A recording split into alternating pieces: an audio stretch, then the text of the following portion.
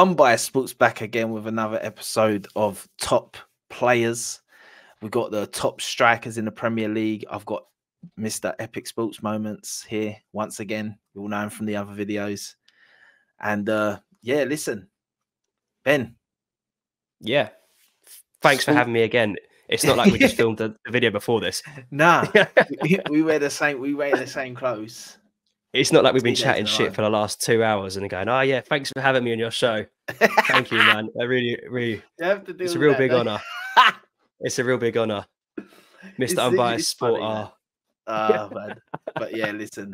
No, this is fun. Come on. This is good. Check him out on TikTok and other social medias. We'll have them all in the description. Starting to do a bit of YouTube now as well. Twitch. No, not Twitch. You stream on TikTok. Yeah, Twitch one day. One day Twitch. once the finances come in, then I can get a new computer.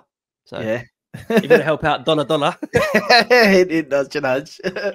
But yeah, listen. So today, talking about the top strikers ever in the Premier League. Let's talk top five. Otherwise, we'll go on thing. I'm a firm believer with top fives and that. There's probably a couple picks that have to be in there, and then there's normally a couple picks that is like sort of like a personal preference pick. Yeah, you know, I mean, like that's how I normally think all the lists are, because I feel like there's always like one or two where you're like, nah, they are the best, and then from there, like from like 3 to like 8 for me, 9, you could say, you can give them each position. Do you know what I mean? They're all up there. Yeah, I mean, people might go by stats and personal preference or what they've seen in person. And for me, stats ain't everything for me. Nah, yeah, it is a factor. It is a factor, but I think that like we're doing this every 1 minute. Was it Premier League or was I doing? You said Premier League. You said Premier League. Yeah. No, I am doing Premier League because I was going to say I hope I said Premier League from the start, because otherwise it's even. You say top 5 strikers of all time. Jesus fuck me. Yeah, but like the Premier League, so like But for me, like I'm going to say it out and out now that Harry Kane's not in my top 5. So okay. Yeah, but that's just for me that I don't think you can be in the top 5 Premier League strikers of all time and not have won. I'm gonna guess yours. Do you want to guess it now? Yeah, I haven't fully got it yet. But you'll guess. Thierry Henry, you're going to put in there, of course. Yeah, he's in there. Aguero. You're going to put in. Oh, you're going to put in Luis Suarez. Yeah, I reckon. And then 2 more. So you're not put Harry Kane in there. You haven't put another. You ain't going to say another Arsenal player, are you? Are you going to say Van Persie? No, I was going to say Aubameyang. I'm joking. I really didn't know what to say there. For his time at Chelsea. Aubameyang. Top 5. I reckon you're going to say. I reckon you might say Drogba. You know. I reckon there's a little bit of Drogba fanboy in you. He's on a cusp.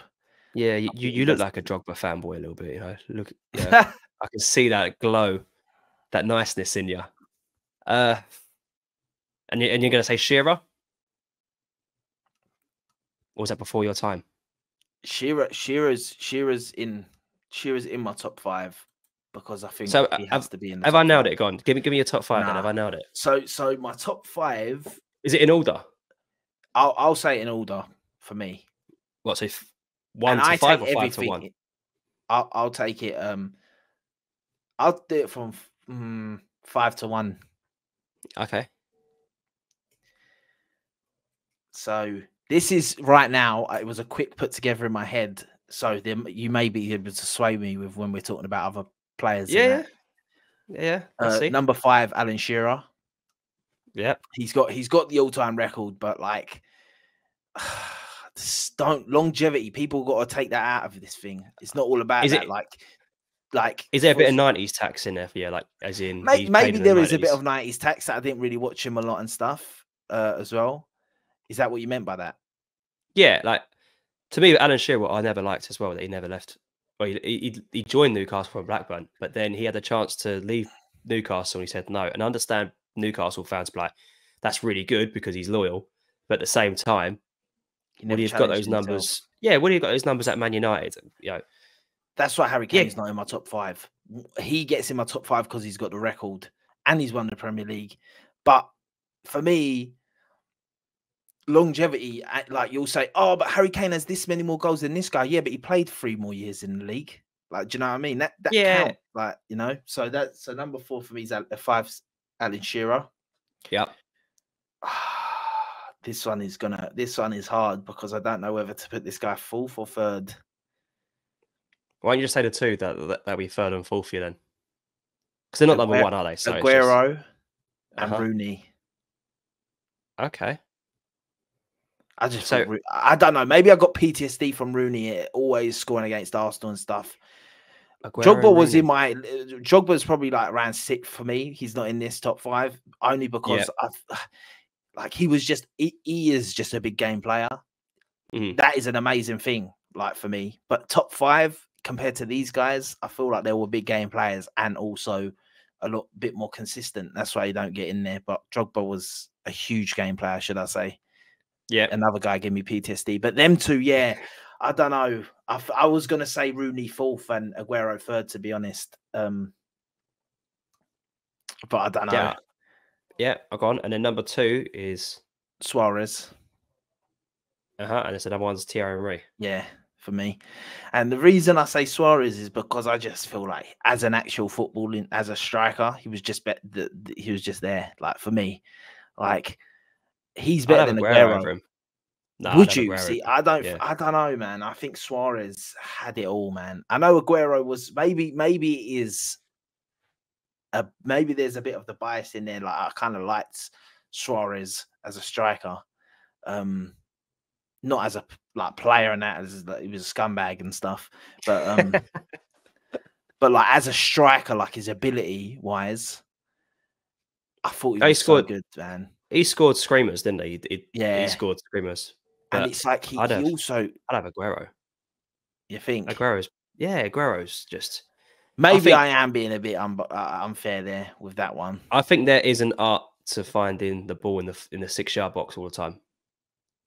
So there used to be an argument like when Darren Bent was playing, people say he was a shit footballer, but at the same time, he used to bang goals in for Crystal Palace or Derby, whatever. And there is an art. It is an art to find space in the box. And for me, that's why one of the most... He starts to get flowers a bit more now, but one of the most underrated strikers in the Premier League history, in my opinion, is Giroud.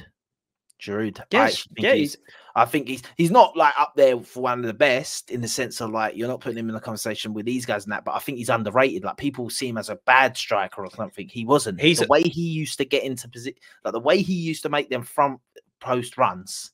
Yeah, you'll know because he done it at Chelsea as well. And he'd do these little flick goals. Yeah, like it was unreal. He'd just be there. He'd somehow be in front of the goalie all of a sudden just to tap it in front post. Do you know what it is? That there's people, it's like attractive football. Some people don't like that sort of football where someone can hold the ball up. They're a bit bigger, a bit slower. People like the ones where in and out. Yeah, where they're really fast and you can just take on a player or two. They like that rather than... So that's to say, people didn't really like watching Drogba when... Yeah. You know, they talk about it now and say obviously he was good because it was more of his stats and stuff. But when he was playing, people used to go like, not Drogba for me. Because he didn't really have the pace or anything. He was just a big fucking lump up top, weren't he? He was an arsehole. That's what he was. Some PTSD from him as well, mate. Go on. What's your top 5? What's your top 5? I don't know, man. Maybe I was wrong. Listen, that's not my in-stone top 5. I'd have to look through it as well because I'm definitely forgetting people and that. Like when you're on the spot, I didn't pre-do my top 5, so... Yeah, I mean, Henry's up. I don't really have I wouldn't say top 5 in like 1 to 5. These are just any order, but I kind of take that back, my 1 to 5. It was just that I wanted to put Henry first. I feel like they're just my top 5 strikers, to be honest. I would have Harry Kane in the top 5 of mine. Yeah, I think I would do. Yeah, I would have Harry Kane. I would have Henry. I'd have Drogba. I'd have Aguero. And then it's Rooney or Shearer for me, and I'd probably go for Shearer. Probably, I'd have to be honest. Rooney was a great player, don't get me wrong, but at the same time, I did always think there was a little bit of bias, if you know what I mean. Does like a little bit of he's better than what he makes out at times. Don't get me wrong, in his prime he was amazing, but again, you say longevity brings to facts it. That's why I have Harry Kane, because Harry Kane's banged in 20+ goals. I just think a guy that's never won a trophy in his career, I don't know, maybe that's harsh. Yeah. Because he was I feel like that counts. Like, I know people say it's not his fault, team sport, and that you signed a contract and didn't add a release clause. You done that to yourself. You could have been at Man City. He left Spurs 5 years too late. Yeah. You could even argue 6 years. Been. I'm not going to lie to you. If he had left Spurs earlier and gone somewhere, you never even know where this guy could be right now. He could have been a Ballon d'Or winner for all you know. Like, yeah, but there's honestly, if he scored certain amount of goals, like in City and that, like, do you know what I mean?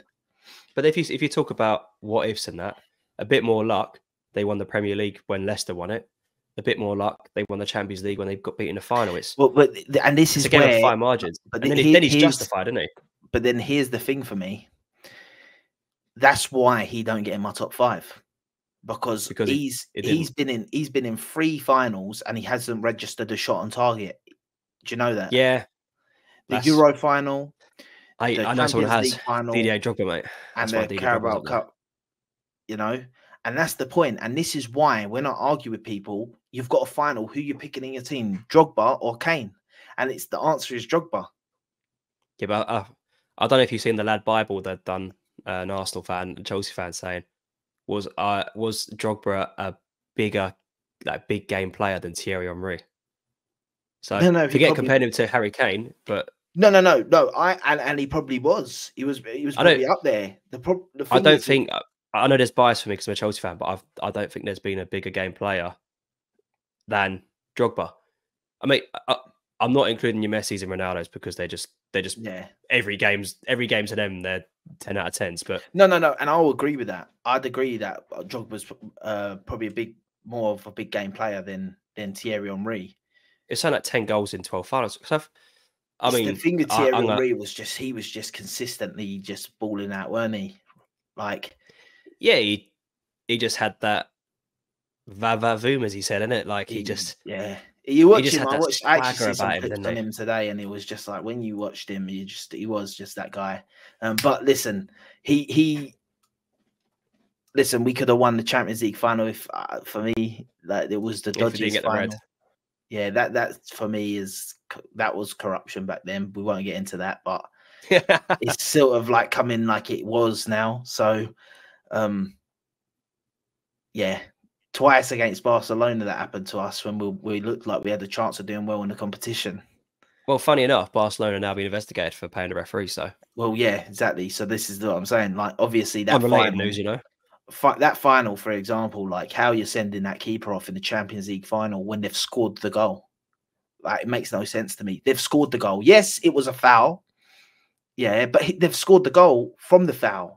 You've then blown the whistle after the goal's gone in and said, no goal, it's a penalty and red card. That makes no sense. Yeah.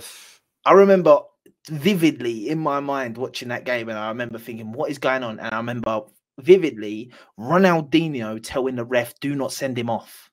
Give us the goal. We'll take the goal. That's fine. He didn't but technically, if you go... Oh, yeah. But technically, if you're going by the letter of the law, if a player done that up the pitch, 2-footed someone, and the referee gets play on, he goes back to send him off after the goal's been given.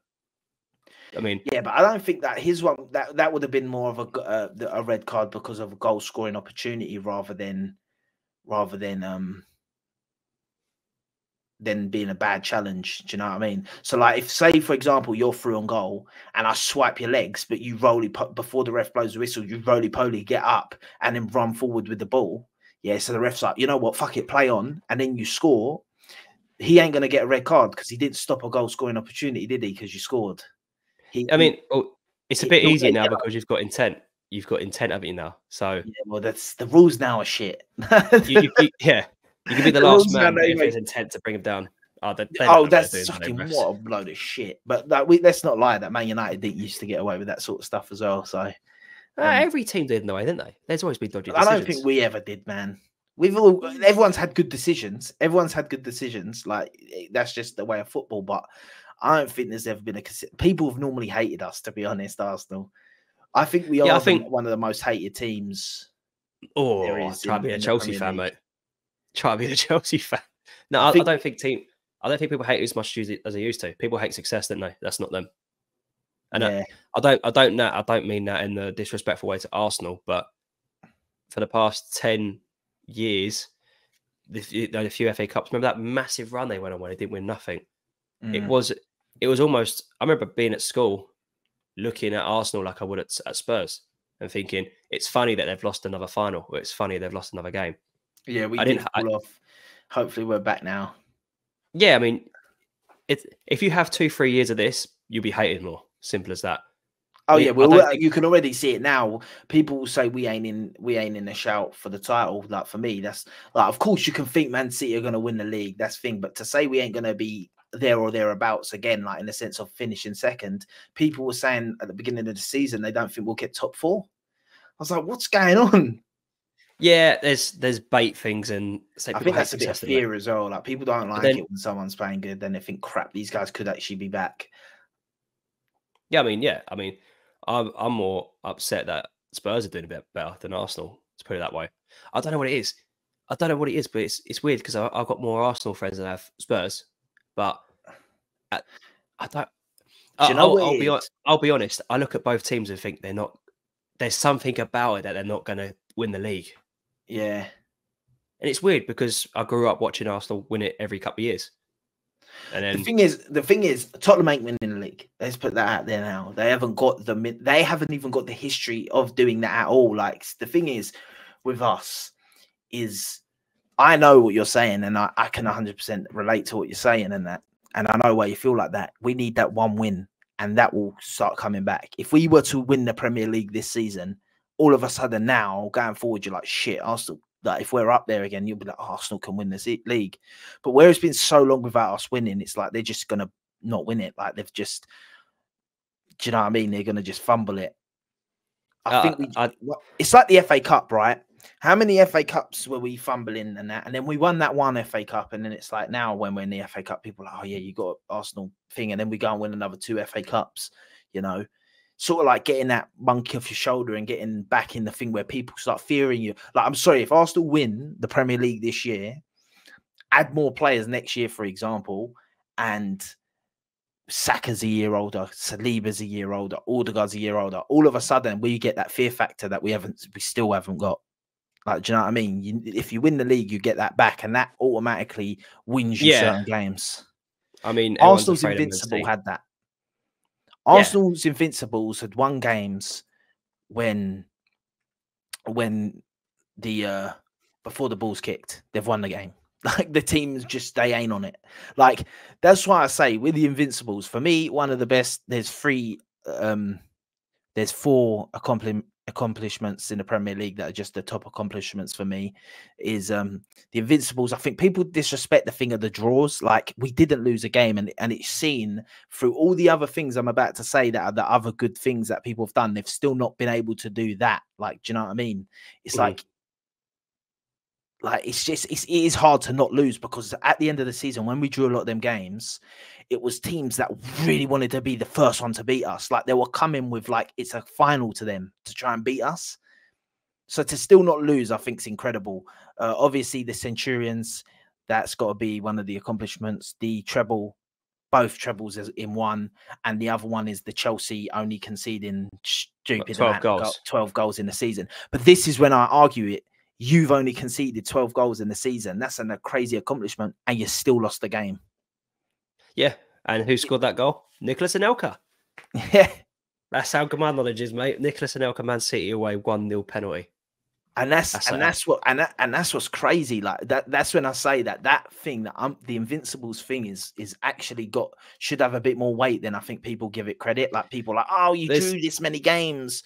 Yeah, but we didn't lose. Mean, there's always like say different versions of it. For me, the biggest one for me was when Man City recently won the league with Liverpool second. It was like they won with 100 something points, and Liverpool were Liverpool like had 100 points or whatever it was as well, or 98 or 97 points. You're thinking 99% of the time you score that many points, you win the league. It's something like the average win the league point is like 78, 79 points, you win the league. Yeah. Like, yeah, no, it's crazy. you got to bring in a competition around you into a fact now as well. That's what I think. I mean, Chelsea conceded 12 goals. Yeah, it's a crazy stat. It is a crazy stat. Would I say it happened again? Probably not now, because there's too much talent flying around. Yeah. Which is which is good in a way that it won't happen again. But this is what I'm saying with the same with thing. Like that season where Man City got over 100 points, or 100 points, sorry. That was the season when it finished, I said, cool. No one is beating the Invincibles. No one's doing it. If they couldn't do it that season, no one's doing it. Trust me, no one's doing it, because they got to 100 points but still lost the game. It's nuts. Like, it's so nuts that I don't think it will happen again. And once again, as you say, the level of talent in the league now is higher, let's be real, than it was back then. Like, in the sense of like your Burnleys and your Brightons and that now are better than your teams back then, like that were around that position, right? But yeah, I mean, that's the beauty of it. These things probably won't happen again, and we were there to watch it. I mean, yeah, I know 2003 is a long time ago, but yeah, like I was 10 years old when Arsenal won that league, and yeah, I can't really remember much about it. I can remember Chelsea facing a few times and losing. I can remember it, but I was only like 7, but I can still remember it. Yeah, I mean, we went to 2005. For me, it's Arsenal when I was watching them. Like, it's just religiously. Yeah, well, not as a kid, but I mean, I watched it religiously as a kid. I mean, when we conceded only 12 goals, I mean, yeah, it's a good achievement. It probably won't happen again, but at the same time, I feel like the level of competition, and again, it was that factor of Chelsea won the game before they've gone into it. Jose Mourinho's team. Yeah. Would I say it was the best defense ever in the Premier League? I don't really know. Statistically, yeah, but then, yeah, who's to say that team now would do it now? That you know what I mean? Yeah, that team probably now not. No, probably not. Probably not. They probably get other teams as well, and he hasn't. Yeah, I mean, I still think Mourinho's a really good manager. I do. I do think obviously times have changed a little bit, and he's trying to adapt to it. But I still think he's a good manager. He's done bits at Roma. They're not doing great this year, but he's done bits at Roma.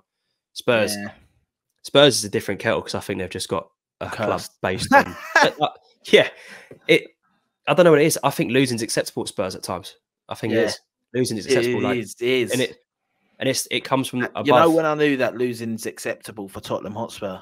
When they sacked Jose Mourinho before the Carabao Cup final. And I just said, like, criminal. You went for pride over winning.